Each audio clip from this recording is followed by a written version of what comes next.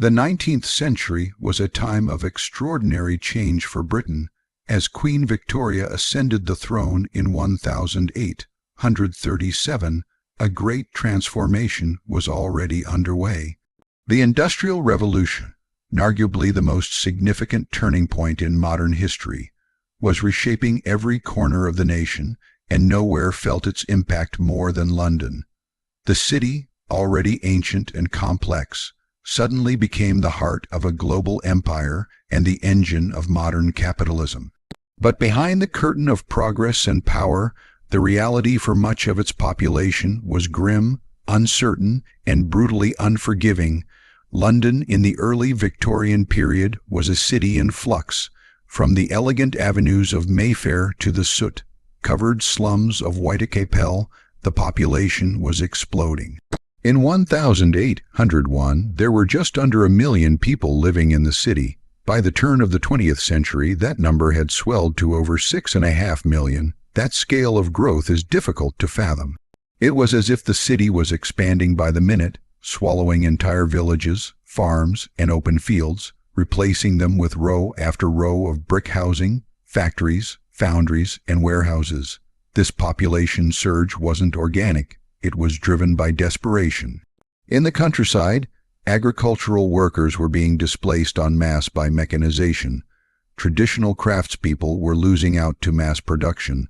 Famine, especially the Great Irish Famine of the 1840s, sent waves of impoverished people into England in search of survival. For many, London represented hope. There was work here, work in the docks, in the textile mills, in the ironworks, in construction. There were rumors of money to be made, food to be eaten, a better life to be claimed. The image of the capital sparkled in their minds as a place where, if you were willing to work hard enough, you could find your fortune. But when they arrived, most were met not with opportunity, but with hardship. The jobs were real, but they were also inconsistent, low-paid, and back-breaking. Day laborers stood for hours at hiring gates each morning, hoping to be chosen for work that would pay just enough to get them a meal or a place to sleep that night. Women, if they were lucky, found positions as seamstresses or servants, but more often ended up in the brutal world of laundries or in prostitution. Children, too, joined the workforce in droves, often starting as young as 5 or 6, sorting coal, working dangerous machinery, or selling cheap goods on the street. For many, housing was the next immediate crisis. With so many people arriving so quickly, there simply wasn't enough room to accommodate them. Landlords, many of them speculative investors, saw an opportunity in the chaos. They divided existing buildings into smaller and smaller units, sometimes housing multiple families in a single room. Others built cheaply and quickly, with little concern for sanitation, safety, or stability. These buildings, often referred to as tenements, were overcrowded to an unimaginable degree. A single room might house a couple with several children, a widowed mother, and perhaps a boarder or two paying for a mattress in the corner. Privacy was non-existent, so was cleanliness. With no indoor plumbing, residents used shared outdoor privies, which overflowed and leaked into the streets. Water sources were frequently contaminated. Rats and lice were constant companions. The smell, according to contemporary accounts, was overwhelming. Disease thrived in these conditions. Outbreaks of cholera, typhus, and tuberculosis swept through neighborhoods with terrifying regularity. Infants and the elderly were especially vulnerable, but no one was truly safe. These slums weren't hidden away in some forgotten corner of the city. They were right next to wealthy neighborhoods, often just a few streets apart from fine townhouses and bustling shopping arcades. The contrast was jarring. A banker might step out of his grand home, climb into a polished carriage, and within minutes be passing starving children with hollow eyes, barefoot women in ragged shawls, and the dying curled up in alleyways. For many of London's elite, This juxtaposition was invisible. They turned their faces away. They described the poor as lazy, morally weak, or inherently inferior. The Victorian mind was often obsessed with categorization, and poverty was framed not as a social failure, but as a personal one. As more people fell through the cracks, homelessness became a defining feature of life in industrial London. Some were evicted from their slum lodgings for failing to pay rent. Others never managed to secure housing in the first place. With no safety net, no government programs, and very few charitable options, the street became their only refuge. Men slept under bridges or on the steps of churches. Women tried to find shelter in abandoned buildings or coal yards. Children huddled together in doorways, trying to stay warm through the freezing London nights. The reasons for homelessness were many: a lost job, an injury, the death of a breadwinner. Any of these could send a working-class family spiraling into ruin. Wages were often just barely enough to cover rent and food. There was no room for error, no cushion to fall back on. Illness, especially for manual laborers, was a death sentence, not just for the body, but for the household. An injured man couldn't work. A sick mother couldn't care for her children. The dominoes fell quickly. The daily routine of the homeless was a grim cycle of survival. By day, they scavenged for food, rummaging through refuse, begging on street corners, or stealing what they could. Many picked through rubbish heaps looking for scraps to sell: old bones, bits of metal, cloth, anything that might earn a few pence. By night, they sought shelter from the cold. Some curled up under tarpaulins in dark alleyways. Others attempted to gain entry to one of the city's grim workhouses or casual wards. But these were limited, and the rules were strict. Those admitted were often subjected to humiliating conditions and long hours of menial labor. Many chose the street over the degradation. Despite all this, the city continued to grow. Factories multiplied. Rail lines crisscrossed the capital. The skyline rose with chimneys, spires, and domes. London became the seat of empire, the financial capital of the world, the heart of global trade and innovation. But underneath the glittering surface, the poor carried the burden of that success on their bent backs and blistered feet. This duality was deeply embedded in Victorian life, the celebration of progress, science, and morality on one side, and the casual tolerance of human suffering on the other. The government was slow to act, hamstrung by ideology. The dominant philosophy of the time, laissez-faire economics, held that the state should not interfere with the market.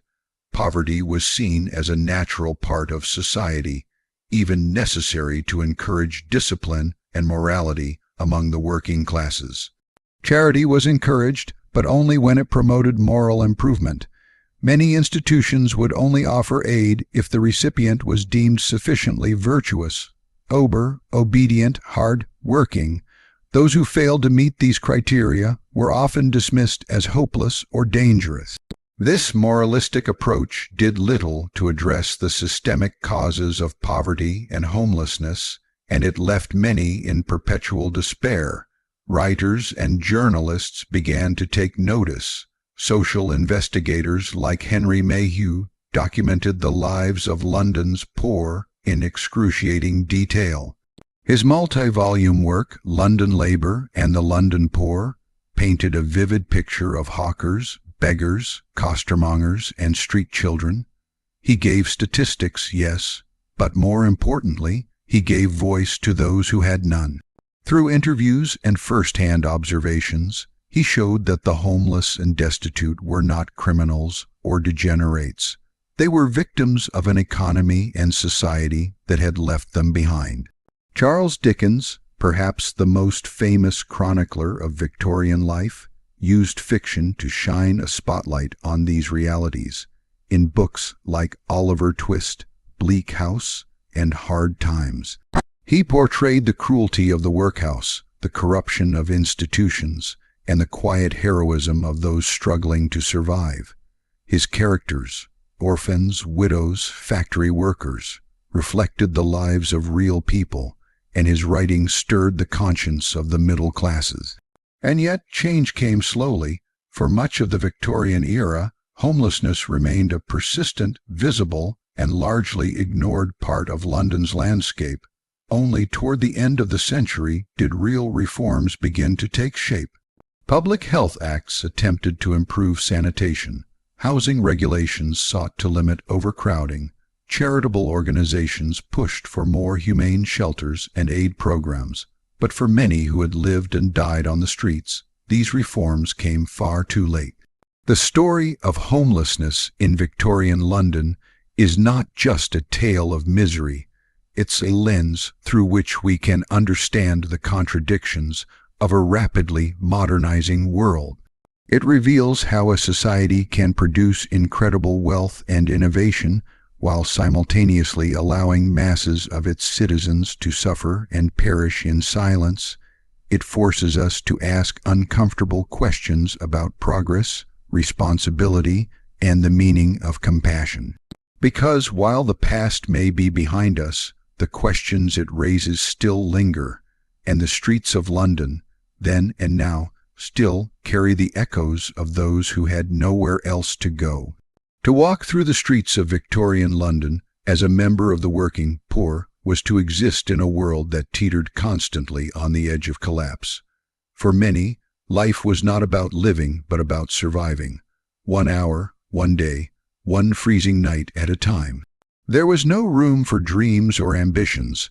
There was only the grind of poverty, the gnawing fear of destitution, and the constant threat of becoming one of the city's invisible, the homeless, the forgotten, the discarded. The daily life of London's poor was dictated by forces entirely out of their control. Industrialization had created a new kind of city, larger, louder, and less forgiving than anything before it. As thousands flocked to London in search of employment and escape from rural hardship, the population density skyrocketed. The capital became a chaotic patchwork of grandeur and grime. While the wealthy sipped tea in high-ceilinged drawing rooms and browsed luxury goods in department stores, just streets away, men, women, and children were crammed into slum dwellings with little more than a straw mattress on a floor of cold, damp stone. Inside these crumbling tenements, life was harsh beyond imagination. Buildings designed for one family might house 4 or 5, sometimes more, with each person paying rent for a corner of a room, a blanket, or even just a place on the floor. The poorest lived in cellar flats, below street level, where cold air and sewage seeped in through cracks in the bricks. The smell was omnipresent, the mingling stench of unwashed bodies, spoiled food, urine, human waste, and the soot that blanketed the city from its countless chimneys. There was no privacy, no security, no escape from the noise or the suffering. For the lucky ones, there might be a shared toilet at the end of the street, a filthy, overflowing cesspool used by dozens of tenants. More often, waste was simply dumped into gutters, mixed with animal droppings, and left to run along the street with the rain.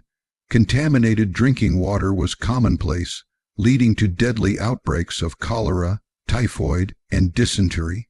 These illnesses struck indiscriminately, but were particularly lethal to infants and the elderly. In some of the poorest districts, 1 in 3 children would not survive past their 5th birthday. The meager diet of the working poor only made things worse. Bread, potatoes, and weak tea formed the basis of most meals. Meat was a rare luxury. Fresh vegetables were too expensive for many families to buy regularly, and dairy products were often diluted or spoiled. Malnutrition was not just a condition, it was a way of life. Children grew up stunted and frail. Women suffered miscarriages or gave birth to babies too weak to live more than a few weeks. Men, expected to labor for 10 or 12 hours a day, struggled to maintain the strength to endure physically demanding jobs, and yet, despite these conditions, work was non-negotiable, idleness was a death sentence. Even the young were expected to contribute. Children might start working by the age of 6 or 7, sweeping chimneys, delivering goods, selling matches or water on the street, or helping their mothers in laundries and workshops.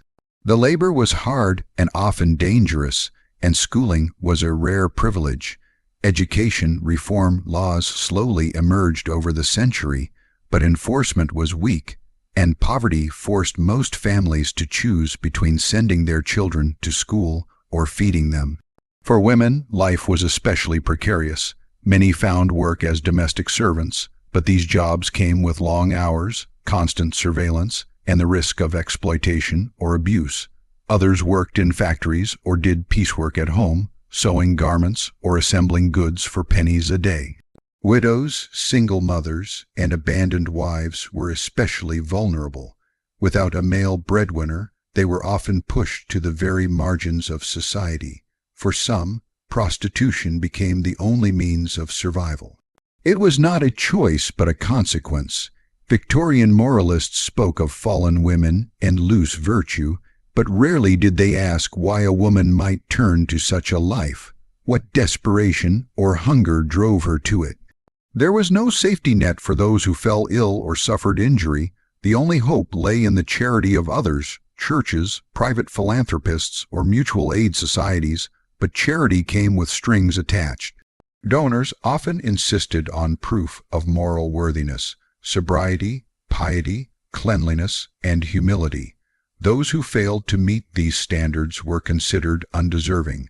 In this way, even kindness was conditional, filtered through the moral judgments of the privileged. The fear of homelessness loomed constantly. Many lived on the edge of eviction.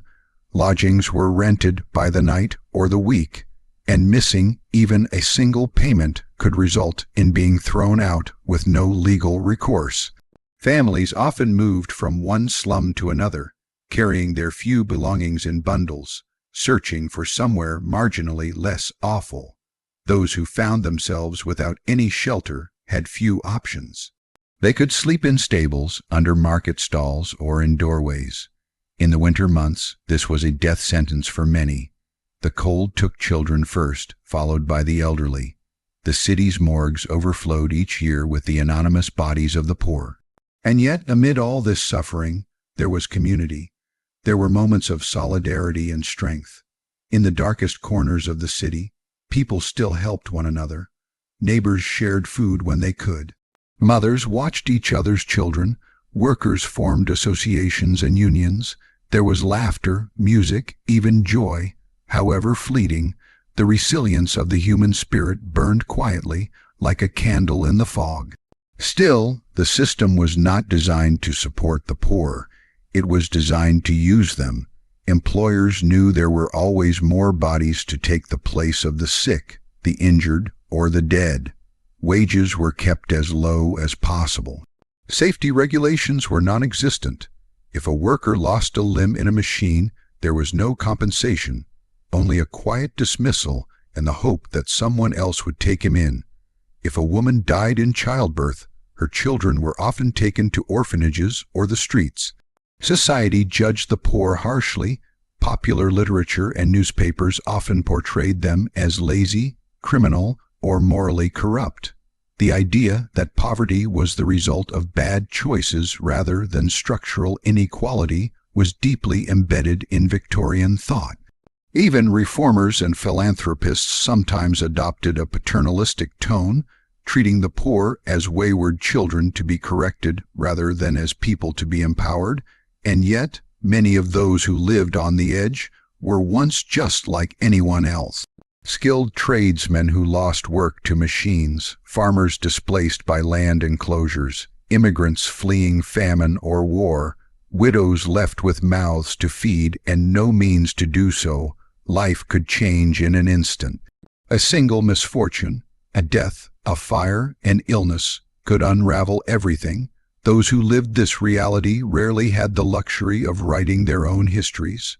Their stories were not recorded in family journals or carefully preserved letters. They were not given monuments or statues, but their presence shaped the very fabric of the city. They laid the bricks, cleaned the homes, stitched the clothes, and loaded the ships. Without them, the Victorian success story could not have been written. Writers like Henry Mayhew tried to capture these lives. In his journalistic accounts, he described in painstaking detail the daily routines of the city's poorest workers, the bone pickers, the mudlarks, the flower sellers, the crossing sweepers. His interviews revealed not only the economic hardships they faced, but also the complexity of their lives, their aspirations, their dignity. Mayhew saw the humanity in those whom society had cast aside. Charles Dickens, too, refused to let the world ignore the suffering of the poor. Through his novels, he brought their lives into the drawing rooms of the middle class.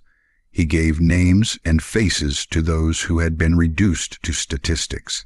He made their stories compelling, heartbreaking, and impossible to ignore. His characters were fictional, but their pain was real. In response to this growing awareness, some began to demand change.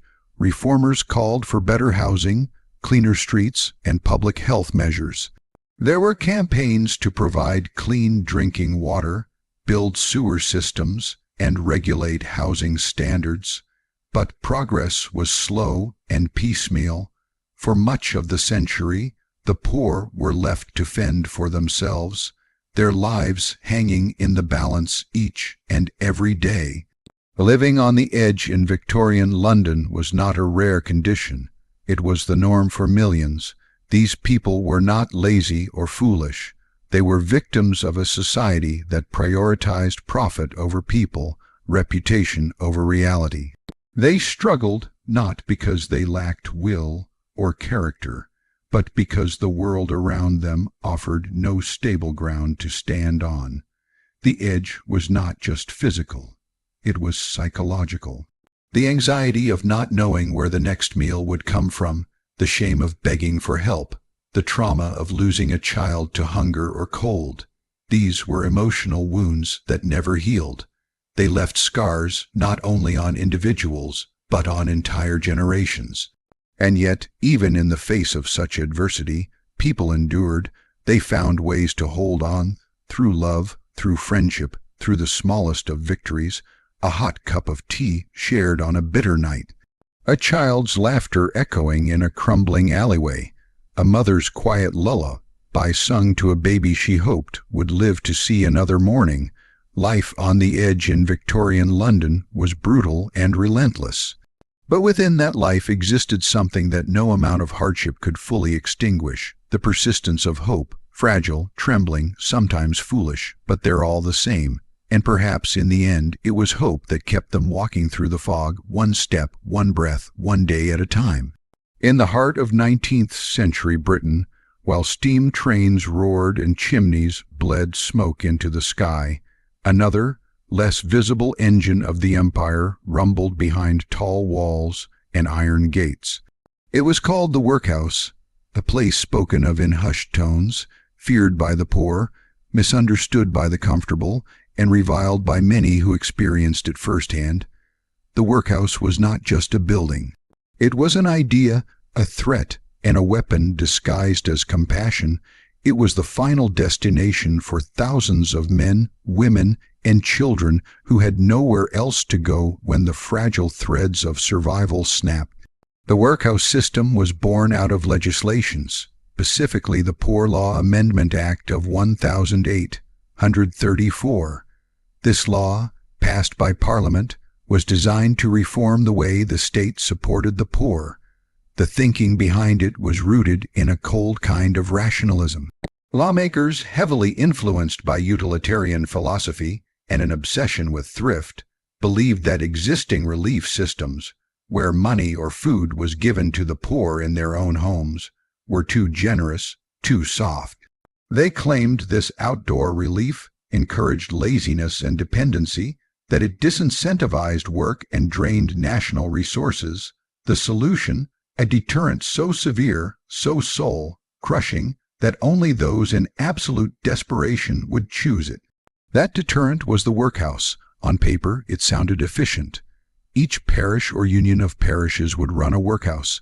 The able-bodied poor, if they could not support themselves or find employment, would be given food and shelter in exchange for labor. They would be clothed and fed, and their basic needs met. But in practice, the workhouse was designed not to help, but to punish. Its conditions were deliberately harsh, so unpleasant, so humiliating, that the very idea of entering one would strike fear into the hearts of the working class. It was intended to distinguish the deserving poor from the undeserving, a line drawn not by compassion, but by cruelty. For those forced by circumstances to enter, the workhouse was a brutal awakening.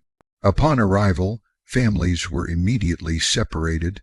This was one of the defining cruelties of the system.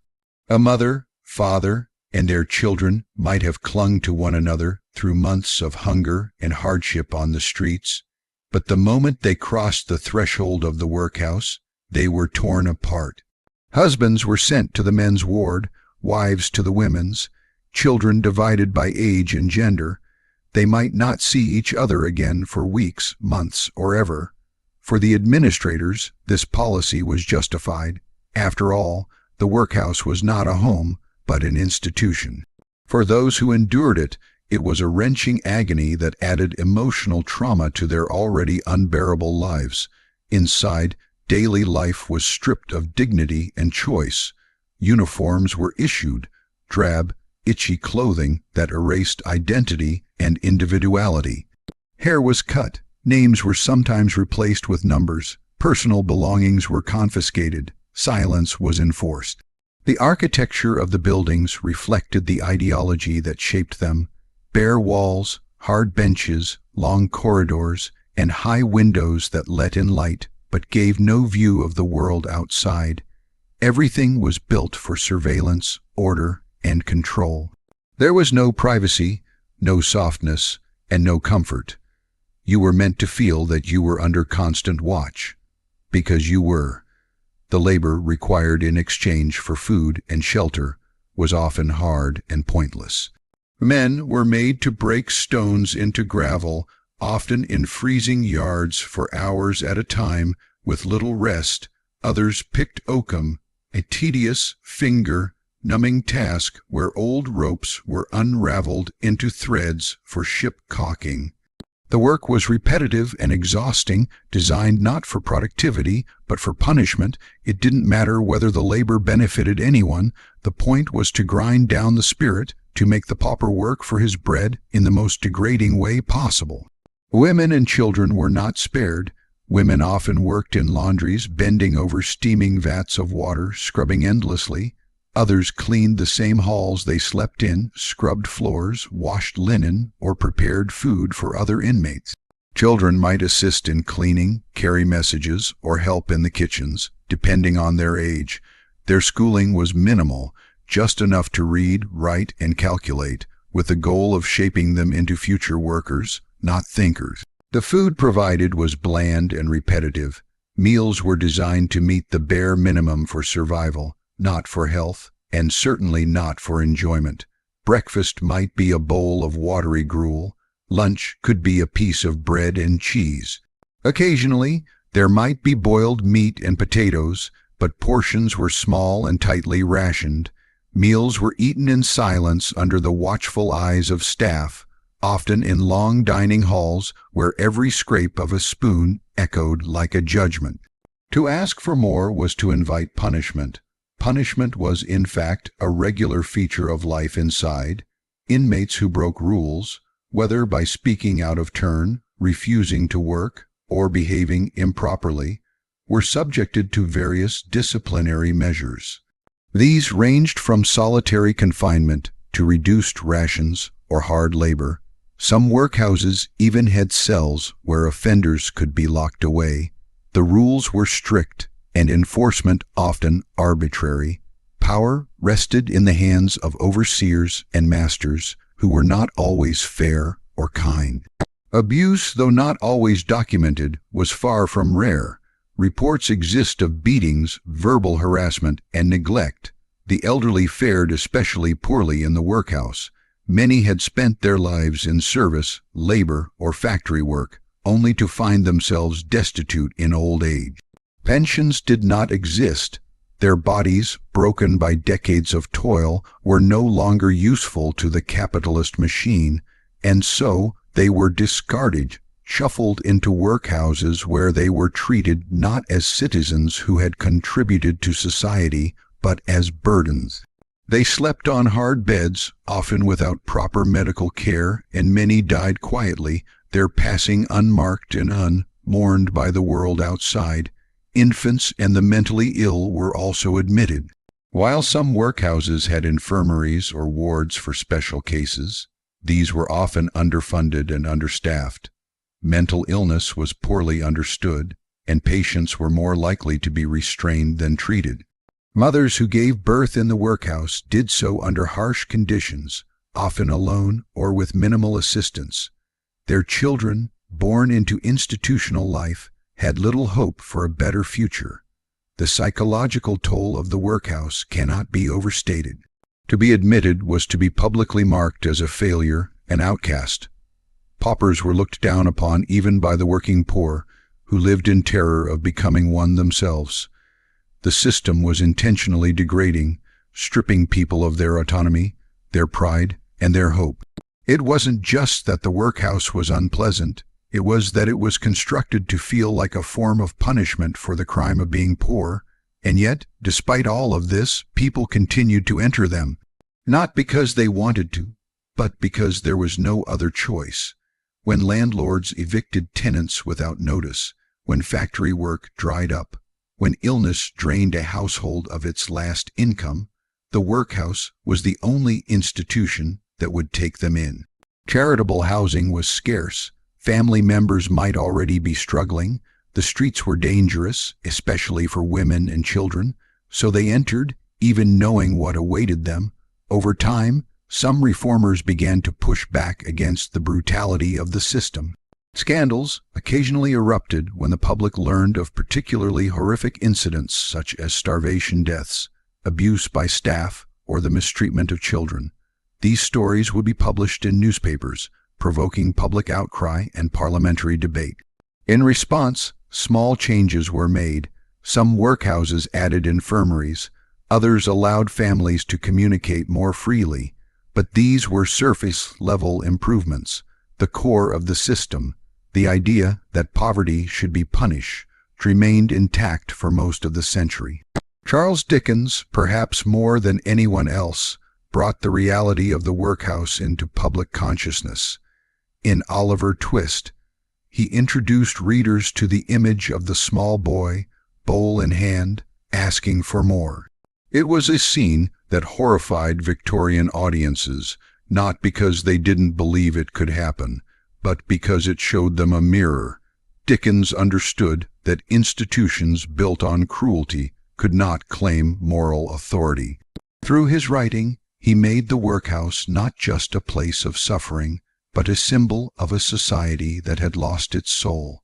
Despite their grim reputation, workhouses endured until the early 20th century. Some evolved into hospitals or care homes. Others were simply shut down. It wasn't until the emergence of the modern welfare state after World War II that the last remnants of the workhouse system were dismantled. By then, the phrase itself had become a byword for institutional cruelty, but the legacy of the workhouse lives on. It is a cautionary tale, a reminder of what happens when society treats poverty as a moral failing rather than a social condition. It shows us the danger of systems that prioritize deterrence over dignity, control over care. The workhouse was not an accident of history.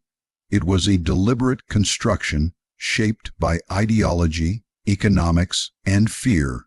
It was the logical endpoint of a world view that valued productivity over people. For those who lived through it, the workhouse was not merely a building.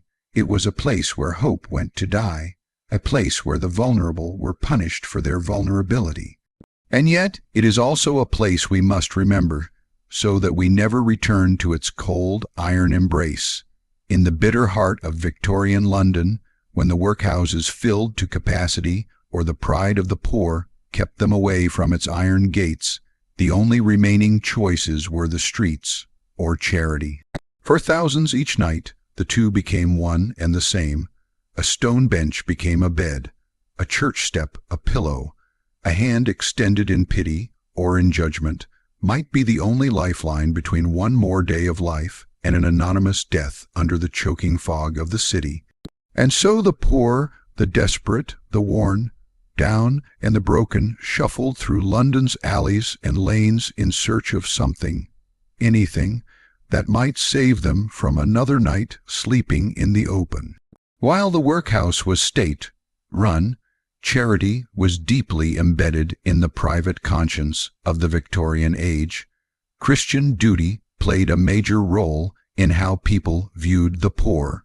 For the well-off, giving to the needy was seen not only as a virtue, but as a kind of spiritual necessity, a way to prove their own moral uprightness, to soothe their conscience while living amid appalling inequality. But Victorian charity was almost never unconditional. The idea that the poor could simply be fed, clothed, or sheltered without judgment or qualification was rare, even radical. Assistance came with strings. It was not about justice, it was about deservingness. The concept of the deserving poor was central to Victorian morality. The deserving poor were the respectable widow, the honest workman injured on the job, the orphan abandoned through no fault of their own. These were the people charity might help, so long as they were sober, humble, and grateful. The undeserving poor, however, were those who drank, swore, begged, or simply didn't appear to be trying hard enough. To many, in Victorian society, poverty was not just a condition, it was a reflection of character. And so, the charitable institutions of the time were built as much to correct the poor as to help them. Churches were at the heart of many charitable efforts. Christian missions, particularly in the East End of London, set up soup kitchens, clothing banks, and shelters. Some offered Bible lessons, others insisted on Sunday attendance. The Salvation Army, founded in 1865, became one of the most visible and influential charitable groups of the era. It provided food, shelter, and spiritual guidance to tens of thousands, often focusing on rescuing women from prostitution and men from alcoholism. But even the Salvation Army, for all its compassion, required conversion, or at least the appearance of it. A sermon often preceded the soup. Then there were the ragged schools, offering basic education to the poorest children. These were not just classrooms, but lifelines for street kids who might otherwise never learn to read or write. Many were funded by individual donors or religious groups, and most were operated with very limited resources. These schools taught discipline, morality, scripture, and occasionally arithmetic. They provided clothing, shoes, a meal, and a bit of structure to children whose lives were otherwise chaotic. And yet, even here, judgment lurked. Teachers and volunteers often viewed the children as morally deficient, tainted by their surroundings, their parents, or their birth. A child raised in a brothel or a lodging house was seen as a future criminal unless corrected by moral instruction. But even with all these efforts, there were far more poor than there were resources to help them. Not every church had a shelter. Not every neighborhood had a mission. Not every donor had the stomach for true need. So the desperate turned to a grim alternative, the casual ward. Casual wards were the most basic, bare bones form of state-supported shelter, often attached to the workhouses but open to non-inmates for a single night. They were technically part of the poor law system, but served a different function. These were places for the truly destitute, those who had no money, no roof, no plan. A man who had walked the streets all day in ragged boots, unable to find work or food, might finally stagger to the gates of the local workhouse and ask for a place in the casual ward. If there was space, he would be admitted, not to warmth or comfort, but to cold charity. Entry into the casual ward was not simple. Applicants had to register, give their names, and sometimes explain their circumstances. They were often treated as criminals or liars, assumed to be lazy until proven otherwise. Some wards required the poor to wait in long lines, sometimes overnight, just to be considered. Others issued tokens earlier in the date, tokens which were often bought and sold on the black market. The process was designed to discourage habitual use. It was a stopgap, not a solution. Once admitted, the casual would be given a small meal, perhaps bread and gruel, and a place to sleep. This was usually a wooden plank, a bare stone floor, or a hard bench. Some wards provided blankets, others did not. Heat was a luxury. Sanitation was minimal. Men were often housed separately from women and children, and conditions were uniformly bleak. The smell of sweat, dirt, and illness hung in the air. There was no privacy. Coughing, crying, groaning, all were heard in the darkness as dozens of broken people tried to rest their aching bodies. In exchange for this miserable shelter, labor was demanded.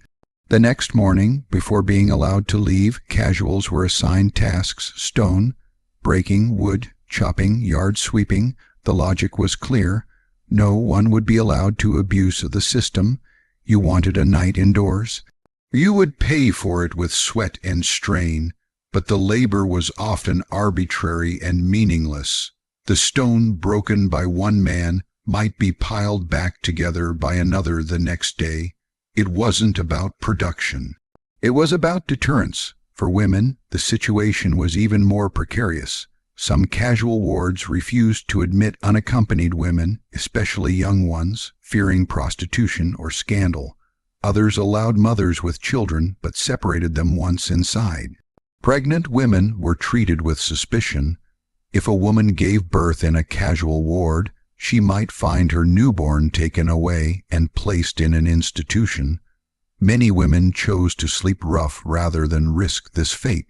The streets, for all their danger, at least gave them some measure of control, and the streets were dangerous. Night in London was cold, damp, and cruel. The fog that rolled in from the Thames seemed to thicken around the poor, pressing down like a shroud. Street lights flickered weakly. Rats scurried in the gutters. Gangs patrolled the alleys, preying on the vulnerable. For women and children, sexual violence was a constant threat. For men, it was assault or robbery. The police were few and far between, and not often friendly to the destitute. To sleep in the open was to risk arrest, exposure, or worse. Some found refuge in the penny seat-ups, cheap shelters where, for the cost of a penny, one could sit on a bench overnight. Sleeping was discouraged, but many did so anyway, heads on chests, arms wrapped tightly around themselves for warmth. Others might pay 2 pennies for a penny hang, where a rope stretched across the room allowed guests to lean forward and sleep hanging over it. It was a grotesque kind of rest, but better than the ground. These shelters were privately run, overcrowded, and unsanitary, but for many, they were the only realistic option. Winter was the great killer. When temperatures dropped, deaths soared. Bodies were found each morning in doorways, under bridges, curled in stairwells. Newspapers sometimes reported these deaths, usually in cold, clinical tones. A woman of no fixed address was found deceased near Covent Garden. An unknown male, estimated age 50, succumbed to exposure. No names, no stories, no mourning, just statistics in a ledger of social failure. And yet, the poor endured. They developed networks, friendships, loyalties. Information passed between them where to find a meal, which mission was kind, which casual ward had the least cruel overseers. Kindness still existed, Some shopkeepers quietly left scraps for the hungry. Some priests gave blankets or shoes. Some Londoners, even amid their own hardship, spared a few coins for someone in worse condition. Solidarity bloomed like weeds in the cracks of despair. Still, none of it was enough to stem the tide of suffering. Victorian London, for all its industry, invention, and intellect, failed to care for its most vulnerable. It outsourced compassion to religious institutions, privatized pity, and wrapped charity in chains of moral superiority. It demanded that the poor prove their worthiness again and again, even as it offered them nothing to work with. It viewed poverty not as a symptom of economic and social forces, but as a personal defect to be corrected through humiliation. The voices of the poor were rarely heard. Their pain was often filtered through the pens of middle-class journalists or the sermons of well-meaning clergymen, but occasionally their words broke through. Some left behind testimonies, scrawled in journals, published in pamphlets, or recounted to social reformers like Henry Mayhew. These voices spoke of the exhaustion, the degradation, the constant calculation of how to survive one more day with nothing. They did not speak of laziness or vice. They spoke of cold, of hunger, of fear. They asked not for pity, but for justice. By the late 19th century, some progress had been made. Reforms slowly began to reshape housing laws, public health, and education. Charitable organizations began to shift from moral policing to genuine assistance. Casual wards began to close or reform, but for the vast majority who lived through it, these changes came too late. Their lives had already been spent on the streets, in the shelters, in the wards and alleyways of a city that barely noticed their suffering. To understand charity in Victorian London is to understand its limits. It was an expression of conscience, yes, but also of control. It alleviated symptoms while ignoring causes. It taught the poor to beg for grace while expecting them to suffer with gratitude. It fed them just enough to survive, but never enough to escape. It placed moral judgment above material need, and it built a culture where compassion was rationed, one bowl of soup at a time, and so, each night, they came, shivering, barefoot, bruised. They came to the casual wards, to the missions, to the stone streets of a city whose wealth rested on their backs. They came seeking mercy in a world that too often offered only shame, and they came with a simple, silent hope that tomorrow might not be the same. In the grand tapestry of Victorian London, progress glowed brightest in marble halls and steam-powered factories, while shadows deepened in the cobblestone streets below. The city pulsed with innovation and promise, yet beneath the surface, millions struggled in silence. Society, in all its moral confidence and fervor, often turned a blind eye to their suffering. To understand how it could do so, one must look not only at poverty, but also at the values that shaped how people understood and misunderstood those who lacked. In the Victorian era, moral conviction was allied with self-discipline, respectability, and work. The self-help creed immortalized in Samuel Smiles's influential treatise is self-help spread like gospel among the middle class. Published in 1859, it argued that poverty was not merely a misfortune, but a consequence of irresponsibility and bad habits. Thrift, diligence, and character, Smiles emphasized, were the true engines of improvement and social standing. To those convinced by his words, those who failed to lift themselves out of misery had only their own failings to blame. This moral framework was reinforced by charitable organizations that promoted the idea that aid should be earned, not freely given. Groups like the Charity Organization Society, founded in 1869 by figures such as Helen Bosanquet and Octavia Hill, insisted on using scientific principles. to root out scroungers and direct help only to the truly deserving in their eyes. Giving indiscriminately risked encouraging idleness, and worse, dependency. Charity was not an act of compassion, but a tool for enforcing moral rectitude. This ethos resonated with the broader currents of Victorian morality, evangelical piety, industrial discipline, personal improvement, and restraint became societal cornerstones. The working classes were expected to emulate the virtues of the more privileged, not in words but in deeds. Yet when they failed, whether from sheer lack of opportunity or physical ailment, they were often met with suspicion. Their plight did not inspire empathy, but moral correction. Amid this climate, the question of why the poor suffered at all became almost taboo. Writers like Thomas Carlyle asked piercingly whether the condition of working people was benign enough to pass without complaint. Yet their queries tended to be spiritual in nature, not economic. Inquiry often stopped at the surface of individual responsibility. Systemic factors, such as industrial upheaval, agricultural displacement, or lopsided economic policy, were rarely acknowledged. When poverty did intrude upon public awareness, it was often through the lens of sensationalism or moral panic. Reports and novels detailed the immorality of slum dwellers or the criminal underbelly of urban chaos. Only rarely did they portray poverty as a product of social neglect. Reform-minded investigators like Charles Booth managed to dig deeper, using meticulous fieldwork to portray poverty as statistic and story alike. Booth's landmark late 1880 survey revealed that over a third of London's population lived in abject poverty, some even estimated at 35% in the East End.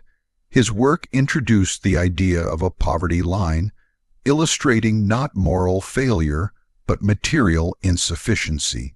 Booth's findings challenged the dominant moral narrative by showing that poverty was too widespread to be a reflection of personal failure. But even with such evidence, society's response remained muted. Fear, indifference, and self-righteousness prevailed.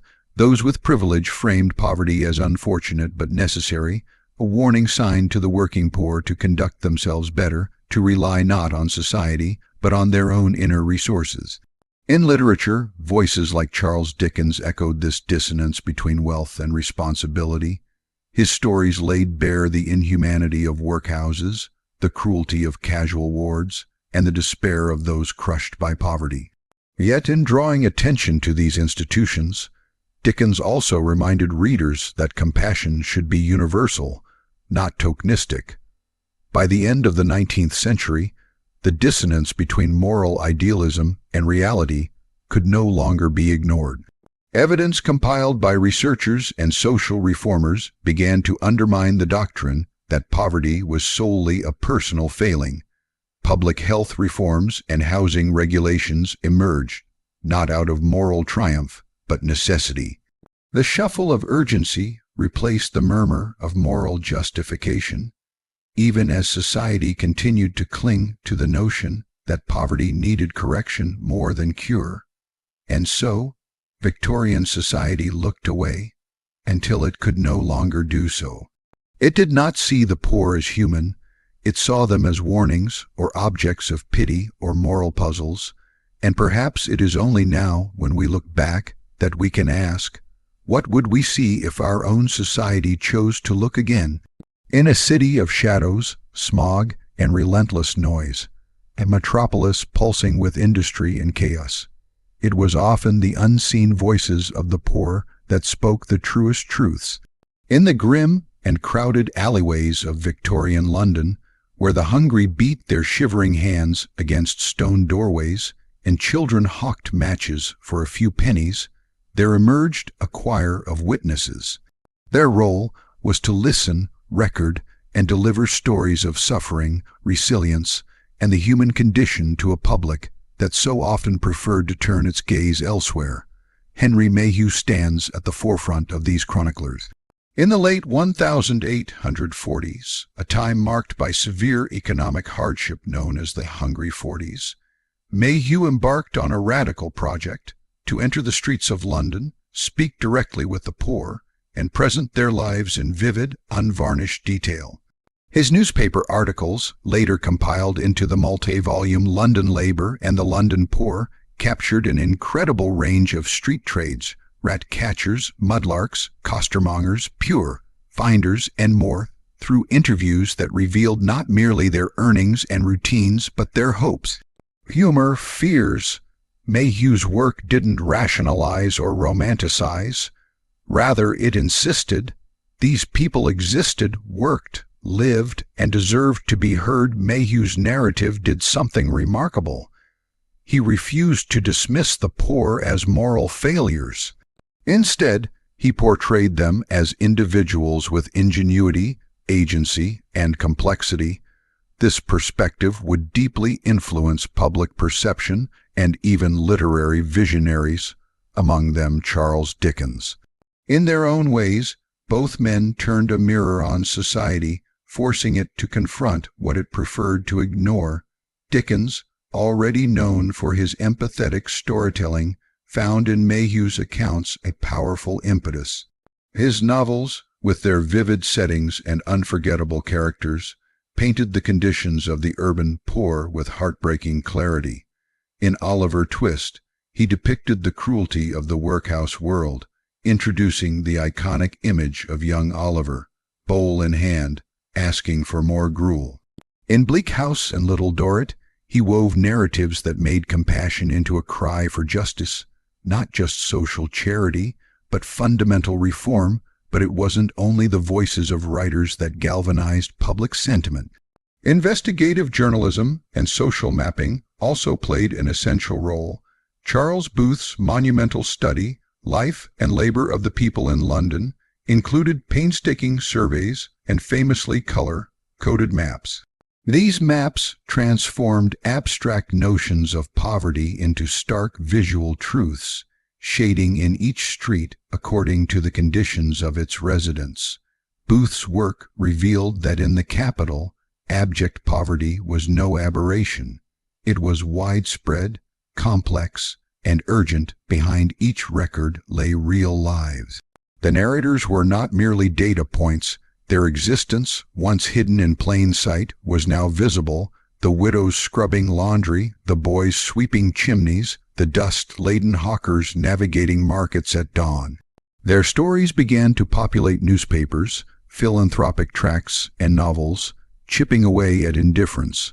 Alongside this rising conscience, philanthropic institutions took root. In 1820, the Society for the Relief of the Homeless Poor was established, one of London's earliest shelters, known for opening its doors at Western Lodge to hundreds during harsh winters. Decades later, Charles Dickens visited that asylum in Whitecross Street and recorded what he saw, saying that every face in which I could read, ragged and tired, dead beat, utterly destitute, houseless and hungry.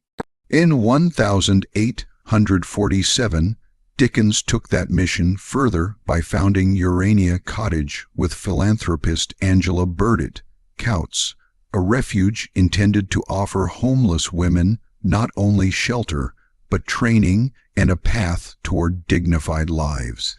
These efforts, though limited in scale, were powerful testaments to human empathy. They tried to offer more than relief. They offered recognition, structure, and a possibility of transformation. They weren't perfect, and they were born from moral urgency rather than systemic overhaul, but they mattered. Philanthropy grew more embedded in London's social fabric as the 19th century progressed. Investigators, missionaries, and slummers from middle and upper classes ventured into the East End, not always out of noble intent, but often served as first-hand witnesses to what statistical data could only abstractly suggest. Some were driven by curiosity, others by conscience. Accounts they published began to shift public dialogue. pushing slums from being denigrated as dens of vice to recognized symbols of social failure that demanded attention by the 1880s and 1890s. Slumming, formerly a form of ill-advised entertainment, emerged as a powerful form of social investigation. Figures such as Lady Constance Battersea and even members of royalty like Princess Alice of Hesse, along with policy leaders like Lord Salisbury, spent time living among the poor to understand conditions firsthand. Their experiences, reported back to their circles, helped foster growing political will for urban reform. What happened in private journals slowly began to swell into public momentum. Literature, maps, interviews, philanthropic ventures, and statistical inquiries converged into a mosaic of empathy and information. People who had once been erased from the city's narrative began to matter again. Yet, despite these efforts, systemic change remained elusive. Reform was fragmented, slum clearances happened slowly, welfare legislation lagged behind need, and deeply ingrained moral judgments persisted. The Artisans' and Laborers' Dwellings Improvement Act of 1875 empowered local councils to demolish slum housing, but its impact was limited and uneven nevertheless. The echoes of reform reverberated into the 20th century. Foundation laid by Mayhew, Booth, Dickens, and others formed the ethical scaffold upon which the modern welfare state would eventually be constructed. And what of the voices themselves, the poor, marginalized, and vulnerable individuals whose names were rarely recorded? They were the true protagonists of this story. Their words, preserved through interviews, legal testimonies, shelter registers, and the notebooks of pens or tattered ledgers, remain some of the most powerful artifacts of Victorian compassion. They allowed London to hear its own heartbeat thumping through hopelessness, a pulse that would, in time, help shape a society less willing to ignore its most desperate members. In the end, the legacy of voices for the voiceless lies not in tidy legislation or grand statues, but in stories, imperfect, gritty human stories that demanded recognition. Through them, the faces in slum doorways acquired names. The destitute ceased to be statistics. The neglected became neighbors, and for a city defined by extremes, that shift in perception was the first step toward real change. By the close of the Victorian era, the smog and grime of London's industrial heart had stirred more than coughs. They stirred conscience. The city, once suffocating and indifferent, began to feel shifts in the air. These were not whispers of charity, but breaths of reform. Though gradually, unevenly, and often grudgingly, the machinery of change turned, from acts of parliament to shifting public sensibility, from sanitary boards to housing commissions, creaking the doors open just enough to let hope find a way in. One of the earliest embers of reform glowed in the work of men like Edwin Chadwick, who, haunted by the toll of disease and deplorable living conditions, argued that better public health was not only moral, but cost-effective. He insisted on clean water, proper sewage, refuse removal, and appointed medical officers for towns, all as means to prevent illness and reduce the burden on poor relief. His 1848 Public Health Act, imperfect though it was, represented the first legislative gesture toward organized urban hygiene. It created a central board of health, permitted local boards in high-death-rate areas, and unveiled a model that, despite limited funding and enforcement, pointed to the future. The equilibrium of Victorian laissez faire began to wobble further with the Public Health Act of 1875. This law gave real teeth to local authorities. Sewers and clean water became responsibilities. Shady lodging houses required regulation, Every urban area needed a sanitary inspector and medical officer, and new dwellings had to include running water and internal drainage, transformations that altered the face of neighborhoods, one brick at a time. Towns were no longer free to ignore filth. Housing reform, though, remained sluggish. Slums proliferated, landlords skimped, and tenants suffered. By the early 20th century, such deplorable conditions could no longer be brushed aside. A Royal Commission on Housing of the Working Classes convened in 1903, drawing from medical professionals, government officials, clergy, even the Prince of Wales, to scrutinize the very bricks of deprivation. Its report, published the same year, offered a rare convergence of liberal and collectivist ideas: loans, subsidies, greater authority for local councils, even expropriation. It reframed housing not as market commodity, but public concern. The Housing, Town Planning, etc. Act of 1909 edged further away from crude block building. It banned back-to-back houses, introduced standards for new homes, and mandated proper town planning, a discipline balancing density, hygiene, and livability toward a modern urban vision. Legislation, however, was only half the story. The century's latter decades surged with social activism and documentation that hammered home the need for change. Reformers, writers, and visionaries, often middle class, descended into slums, laboratories, asylum wards, and factories, bearing witness. Their pens stained public awareness and policy alike. Investigations by men like Charles Booth, who mapped poverty in colorful precision, made abstract statistics painfully real. The upper classes could no longer ignore the inhabitants of alleys shaded in deep red and black. For the first time, their suffering had a visible address. Other reforms snowballed. Factory acts forbade child labor under 9, limited working hours for young women and children, imposed ventilation and machine safety. Each directive chipped away at exploitation and normalized state intervention in industrial life.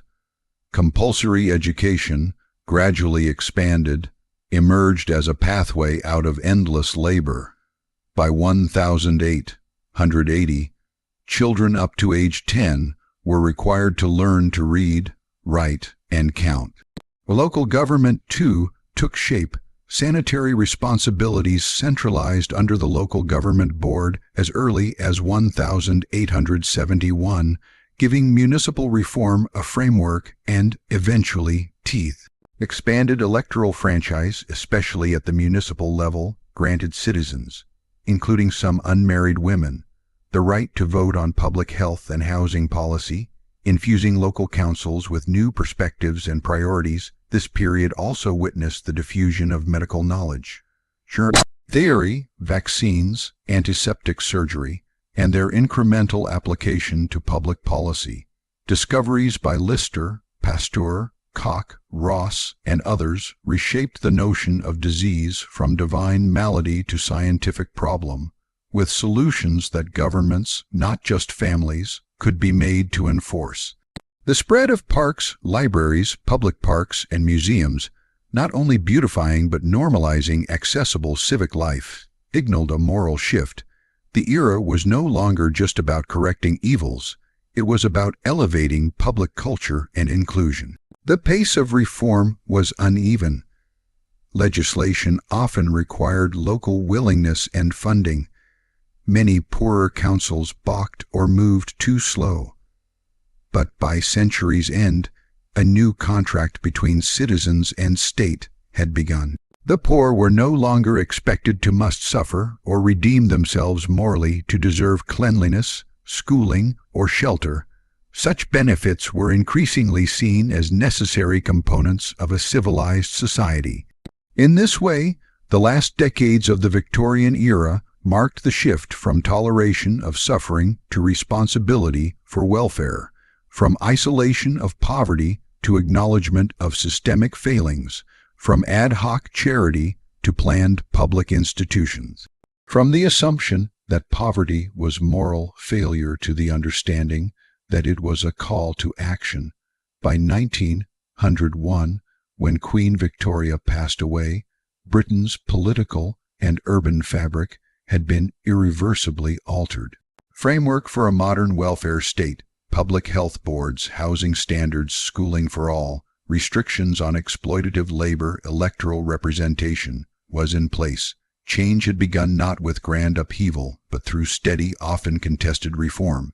And though true welfare transformation lay still in the future, the boundary between the sufferer and the society that could comfort them had grown smaller, more permeable, more humane.